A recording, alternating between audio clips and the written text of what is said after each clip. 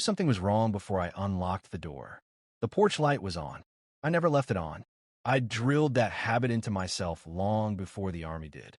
Waste nothing. Trust nothing. I froze when I saw the shoes. A man's shoes, set neatly beside the door like they belonged there.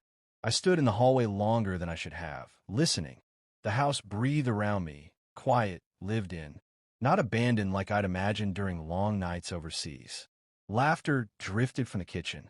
A man's laugh. Low. Easy. I followed the sound. Claire was at the counter, humming. She looked peaceful. Across from her sat a man with his sleeves rolled up, wearing my old watch. I knew that scratch on glass. I got it crawling through gravel under gunfire. My fingers twitched, muscle memory screaming at me to react.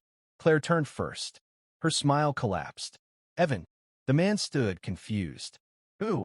I live here, I said.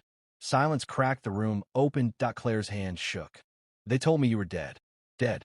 The word echoed louder than any explosion I'd ever heard. I laughed, but it came out wrong. I almost was. The man stepped back. She mourned you. For months. She slept on the floor because she couldn't stand a bed. I studied him then. How protective his stance was, how practiced. This wasn't some fling. This was a replacement. How long? I asked. Claire's voice was barely a breath. Long enough to believe it. I noticed things then. New locks. New security cameras. A drawer in the kitchen filled with paperwork I'd never seen. Military letters. Copies of mine, marked classified. Someone had been watching this house long before I came home. The man swallowed.